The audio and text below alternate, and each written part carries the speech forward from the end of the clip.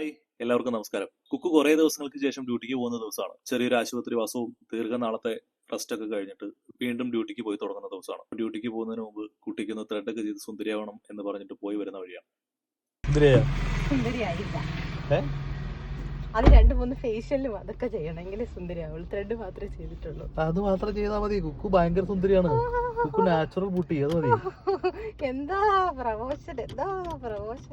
എല്ലാം കഴിഞ്ഞ് തിരിച്ചു വീട്ടിലെത്തിയപ്പോൾ കുക്കുവിന്റെ ഒരു ആഗ്രഹം, എനിക്കൊരു നല്ല ഫിഷ് കറി ഉണ്ടാക്കി തരണം. എന്നേക്കാൾ നന്നായിട്ട് മീൻ കറി ഉണ്ടാക്കുന്നത് എന്റെ ഭാര്യയാണ്. കുക്കുവിന്റെ ഒരു തിരുവനന്തപുരം കോട്ടയം സ്റ്റൈലൊക്കെ മിക്സ് ചെയ്തിട്ട് ഒരു അടിപൊളി ഫിഷ് കറി ഉണ്ടാക്കിക്കൊണ്ടിരിക്കുകയാണ്.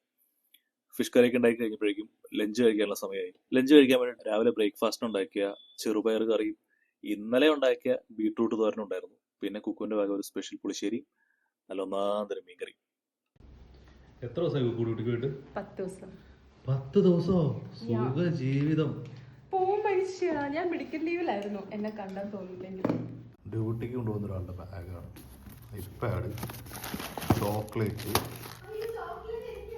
ലിപ്സ്റ്റിക്ക്, ചീപ്പ്.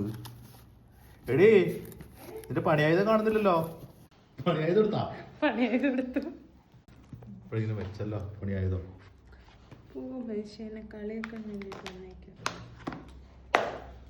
ഇപ്പൊ ബാഗൊന്ന് വൃത്തിയായി. അതിനകത്ത് പൂച്ച വിട്ടെടുക്കരുത്.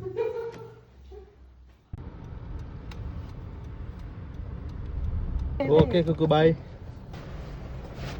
Okay bye. രാവിലെ